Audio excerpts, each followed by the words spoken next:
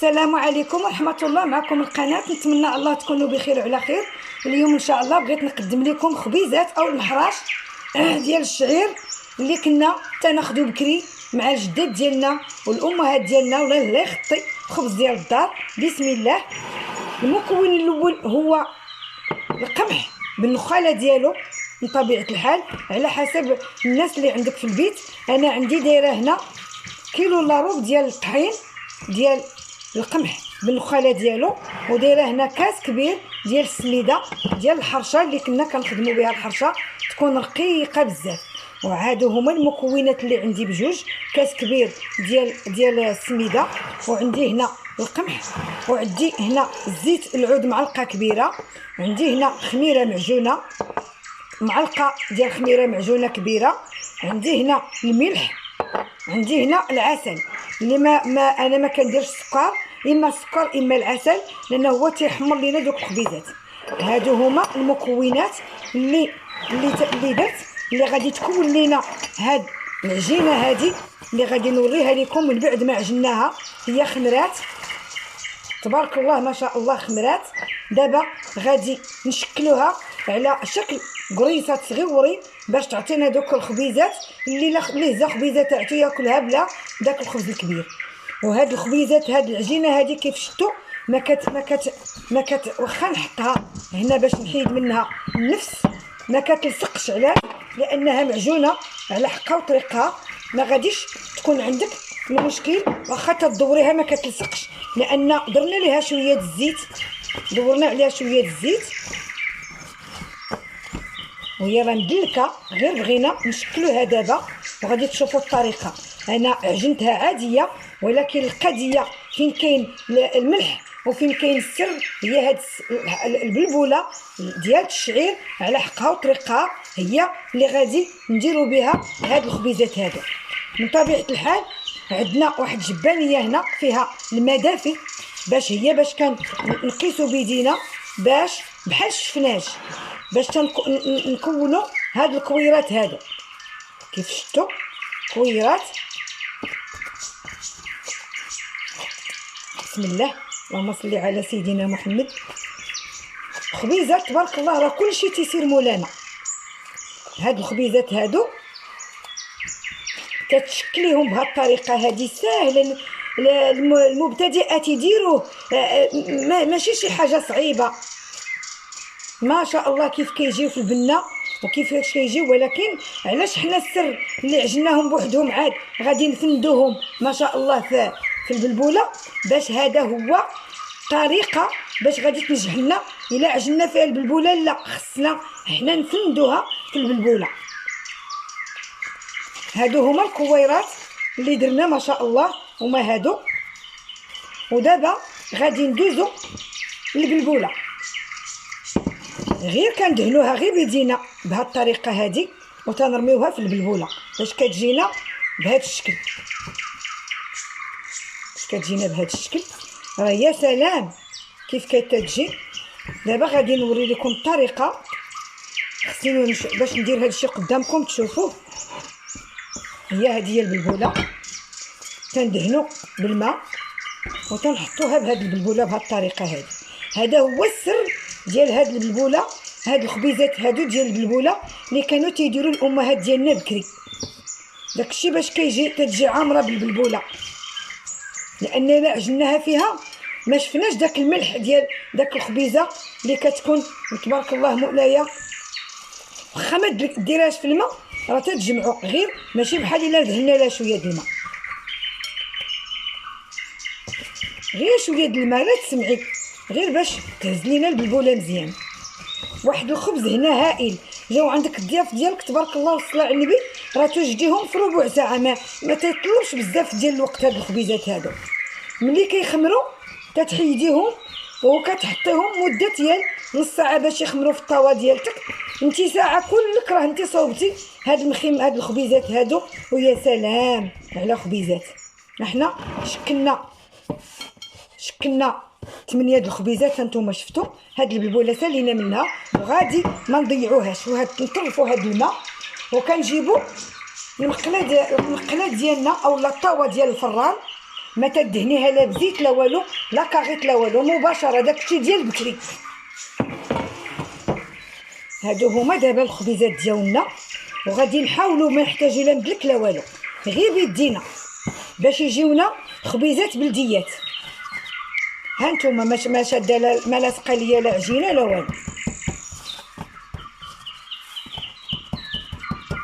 يا سلام كيف تيجي وانتيا تبارك الله كتغدغيسيها بيديك باش تجينا دايره وما تدلكيهاش بزاف، ما تعزفيش عليها باش تجي منفوخه خبيزه على حقها وطريقها. دابا تشوفوا الطريقه كيفاش طابت وكيفاش جاتنا ما شاء الله.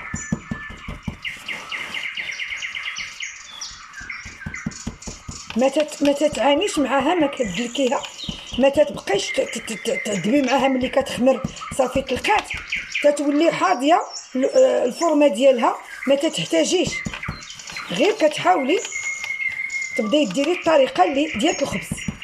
حنا داكشي ديال المدلك ما واكلش، تدلكيها بزاف وتديفورما ليك. اللهم خصنا يجيونا هاد الخبيزات بهاد الطريقه هادي، تتهزيها مباشره في الطاوه. دابا نقدم لكم الطريقه تشوفوا كيفاش حطيتها في الطاوه. ما يمكن لينا نخزنوا عليكم حتى شي حاجه، خصنا نقدموا شي حاجه اللي زوينه واللي كترجع للماضي، داكشي ديال الماضي تبارك الله، داكشي ديال القديم.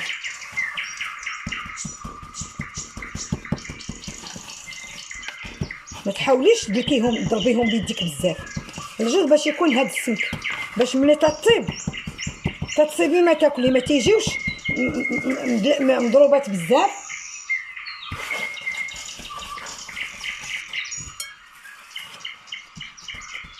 حتى كاع في الطاوه ممكن لك دير لها بهاد الطريقه هادي.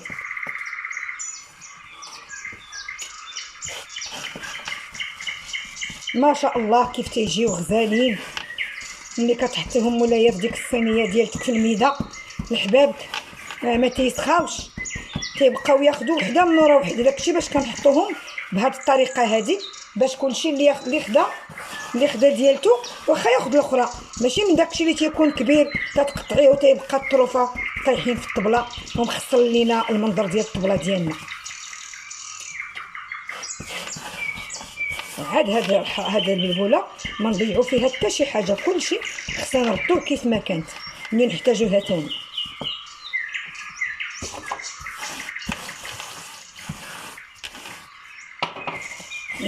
ما تيلصق ليك لا عجينه هنا لا والو لا في يديك، كلشي تيكون نقي. ها هي هذه، ها هي كيفاش جاتني المخمرات ديال الخبيزات ديالنا. غنحطوهم نخليهم نغطيوهم من طبيعه الحال بشي هيدوره كيف ما العاده. عندي الهيدوره انا غادي نغطيها بهم. من بعد ما نديرو هذا المنديل ضروري نديرو المنديل ونديرو عليها الهيدوره. انا غادي نجيب لكم الهيدوره، ها هي الهيدوره هي هذه، وغادي نغطيوهم لمده ديال نص ساعه. غادي تسيبيهم خمروا. ملي غادي يخمروا الفران غادي تحطيه في 180 درجه وغادي تصنتي الخبيزات ديالك. ملي يطيبوا من التحت ماشي مشكل، الفران حطي الطاوه ديالك في الوسط وتبداي تقلبي الخبيزات ديالك. حنا غادي ندوزو تبارك الله ما شاء الله الطريقه ديال طاب كيفاش خرجوا لينا. ها النتيجه ديال الخبيزات المفندات في البلبوله. تحطيهم براسك مرفوع في الصينيه في الطبله في الميده ديالك الغزاله ديالي. ها نتوما شوف هذه قطعتها بالموس وشوف كيفاش جات مقرمشه، تشبعي منهاش. شوف كيف جات طايبه على حقها وطريقها. وشهوه مولايا غادي نحطو بها دابا. خصنا نحطو غير بالزيت العود وغادي تفرجوا. ها نتوما شوف تبارك الله، شوف طايب من الداخل. هذه هي الماكله طبيعيه اللي ما فيهاش دغل، والخبز الطبيعي اللي بالشعير بالنخاله ديالو او لا القمح بالنخاله ديالو وبشويه د السميده. وتعرفي كيفاش تعجنيه وتقدميه في الكوتي ديالك لوليداتك، تحطيه للعائله ديالك مولايا. ها انت دابا خصاتنا غير الصينيه نهزو الزويته ديال العود في القرعه. انا عزيزه عليا نخلي القرعه ها نتوما شفتوا تكون فيها الزيت مباشره، ما نبقاش كنحطهم في البصل. وعاد ان شاء الله غادي ندوزو للعمليه. بسم الله. الزويته د العود تبارك الله ما شاء الله. وتنزيدو زعتره تنطحنوها وتنحطوها وتنحطو الخبيز معاها حنا غادي ندوزو كاع الطريقه كامله مكموله. وعاد واحد الكويس ساعتين مولايا وزويته هاد العود وزعيطرها والبراد مولايا مشحر. يا واجي تشوفي بسم الله. انا نتمنى الله يبان لكم. ها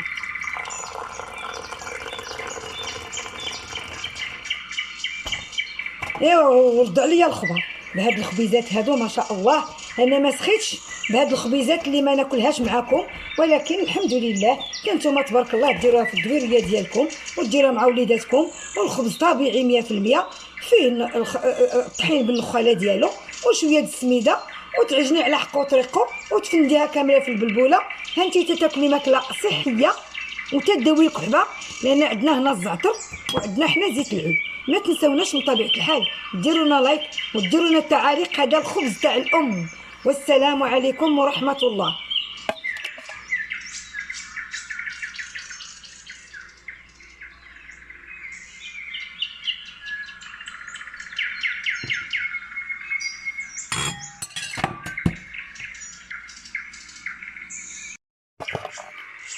السلام عليكم ورحمه الله. معكم قناه اعشاب تزرزيت. نتمنى الله تكونوا بخير وعلى خير. اليوم ان شاء الله الرحمن الرحيم بغيت نقدم لكم خبيزات ديال البلبوله ديال الشعير، والطريقه بالضبط المبتدئات والمشاركات ديالي اللي طلبوني نقدم لهم هاد الخبيزات هادو. بسم الله. حنا قبل كل شيء كاين عندنا طحين ديال القمح، ولكن بالنخاله ديالو القياس اللي بغيتو على حسب الاعضاء اللي عندك في البيت.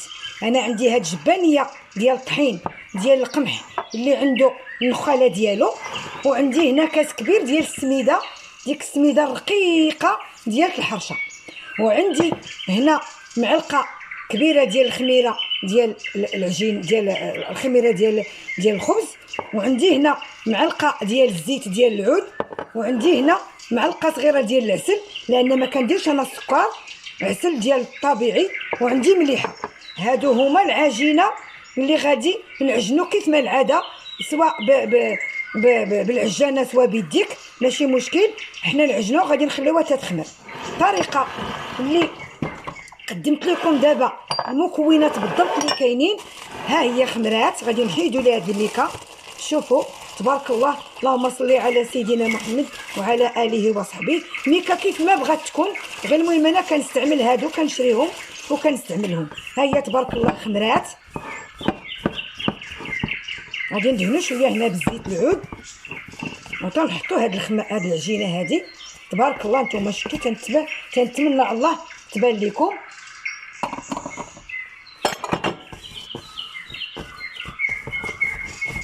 غادي نحاولوا من طبيعه الحال نرجعوها، نحيدوا من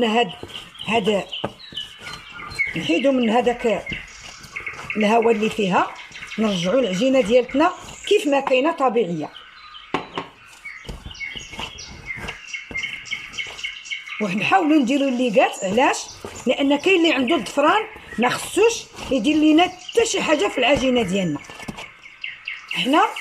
انا كندير عندي واحد الطاسه هنا فيها شويه الماء دافي باش غادي نكونوا هاد الكويرات هادو.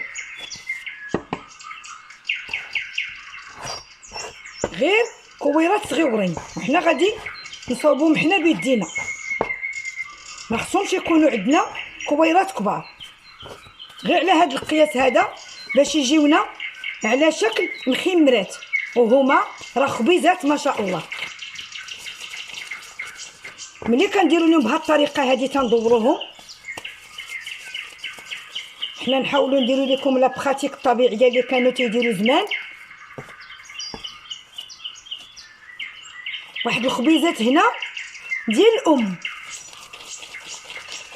انا غادي تنشكلهم، عاد غادي تشوفوا كيفاش غادي تخرج لكم خبيزات على حقهم وطريقهم ديال البلبوله.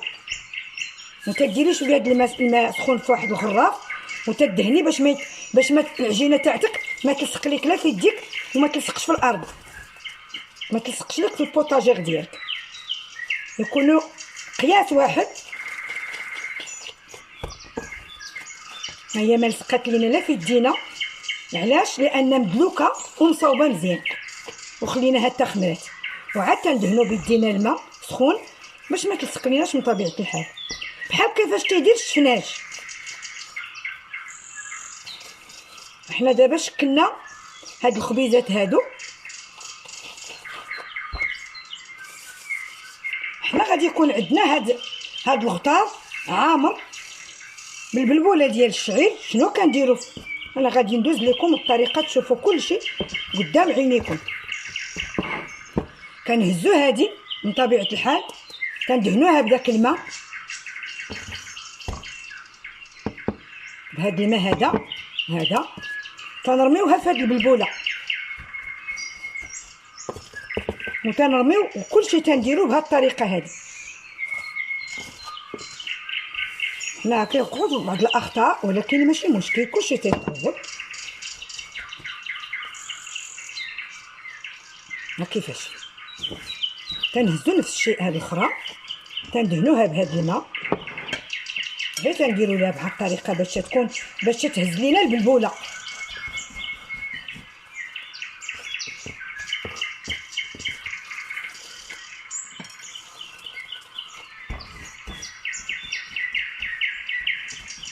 تنفندوها في هذه البلبوله ونشدو كي كيجيو هاد الخبيزات، راه ما تشبعي منهمش.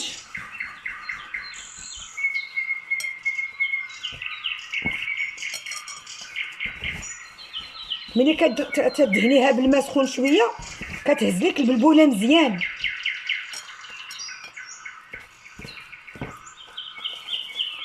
غير شويه د الماء لا تسمعي، كيجيونا هاد المخمرات بهاد الطريقه هادي. ماشي مخمرات، خبيزات ديال الفران. ملي كندهنوها بالماء كتهز لينا البلبوله مزيان.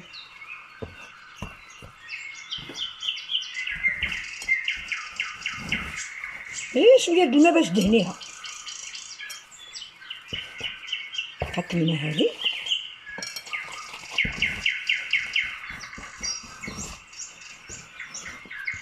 والاخرى هادي. حنا كنحاولوا باش نستافدوا جميع من هاد الخيورات سيدي ربي، والطريقه بسيطه كتجي من الخدمه ديالك وديريهم وغيوجدوا. حنا سالينا من هذا اللي فيه الماء لان غير نديروه، ودابا غادي ندوزو مباشره نقرصو.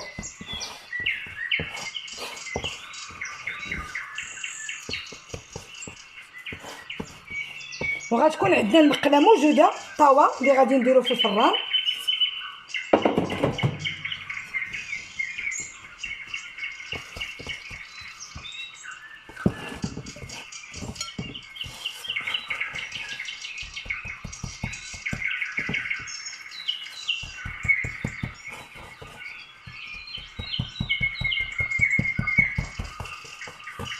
تتحاولي تقادي ليها غير بيديك، ماشي لا بدا تكون هاد الدلاكه هادي ديري ليها، ماشي لا بدا دلكيها غير بيديك، لان اليدين كيجمعوا لك الخبيزه ديالك باش تجي دايره ومقاده.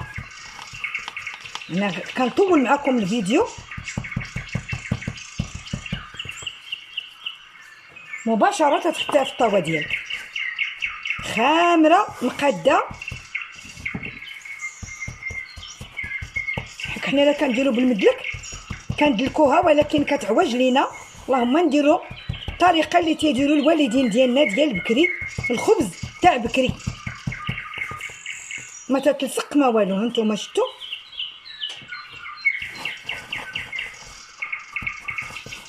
حتى فحالات ما شتيها خاصه شي حاجه كديري لها ما هي ما تتلصقش العجينه. هانتوما شفتوا واخا تقلبوها بجوج جوايع ماشي مشكل. تحاولي بيديك لهنا خطي اليدين، هما اللي تيغودغيسيو لينا الحاجه. اليدين راه ما تيعلاش عليهم، واخا تكون 100,000 ماكينه تتخلي لك الخبيزه ديالك مقاده. وباقي عندي الاخرين هنا مرقدات زعما باش يهزوا لينا الكفايه ديال هاد البلبوله هادي، لان غلط تعجني بها. ما خصكش تعجني بها، خصك ديريها من الفوق باش تبان لك.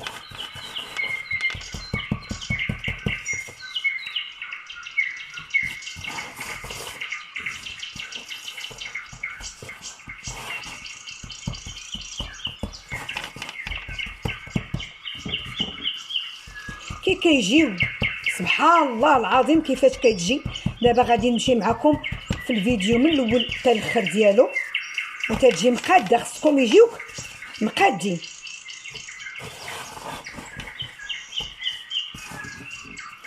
وهاد البوله اللي كتبقى راه ما ضيعاش، وشوف ما لاصقه ما والو. ها نتوما كتهزوا الخبيزه مقاده من بعد ما خمرات وحيدتي منها الهواء.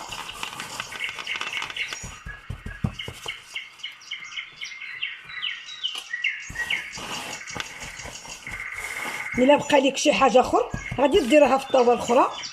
غادي يبقاو ليا انا 4 اخرين، ولكن غادي نحطهم في الطاوه ديال الفران الاخر. ها هما 4 اخرين هادو اللي بقاو ليا.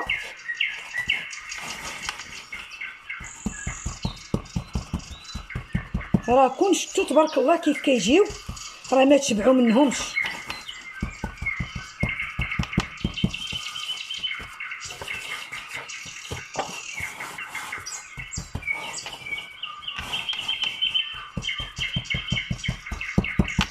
هادو غادي نحطهم في طاوه اخرى ما شاء الله.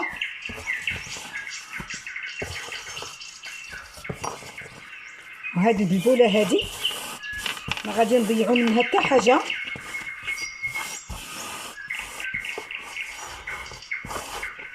وتنحتفظوا بهذه البلبوله العجينه الاخرى. هذه هي الطاوه ديالتي اللي جات فيها الخبيزات، ماشي لا بدا تقربيهم، غير بهذه الطريقه هذه. غتخليهم غير شويه، تغطيهم غير شويه، غادي يخمروا لك. ما غاديش يكونوا حتى اكثر من 10 دقائق حتى 5 ديال الدقائق، وغادي تخرجي الخبز وغادي تشوفوا كيفاش تبارك الله ما شاء الله، كيفاش ما تتقبيها ما والو. كتخلي الخبيزات ديالك بهذه الطريقه هذه، بهذه الطاوه، ما كدهني لها لا زيت، ما كديري لها لاكاغي ديال المطبخ حتى حاجه، هكا بهذه الطريقه هذه. هذا هو الخبز تاع الام. انا غادي نقدم لكم الطريقه كيفاش خرج هاد الخبيزات هادو ما شاء الله، شي حاجه الروعه ديال الروعات.